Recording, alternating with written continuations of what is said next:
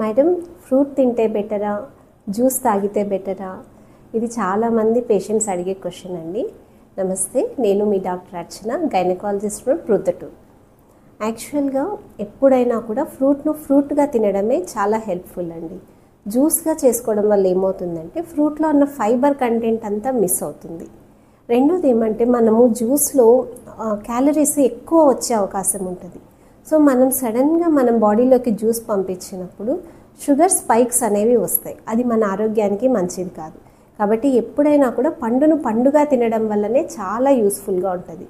మేము ప్రెగ్నెంట్ మదర్స్ను బాగా రక్తం పెరగడానికి బీట్రూట్, క్యారెట్ ఇవి తీసుకోమంటే అందరూ ఏబీసీ జ్యూస్ తాగుతున్నాం మేడం అని చెప్తున్నారు. యాపిల్, బీట్రూట్, క్యారెట్ జ్యూస్ అంట.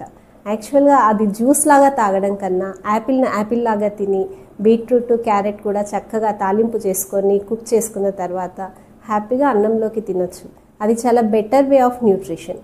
ఎప్పుడైనా జ్యూస్ కన్నా హోల్ ఫ్రూట్గా తీసుకోవడం వల్లనే మనకు చాలా బెనిఫిట్స్ ఉంటాయి. Hope you find this video helpful.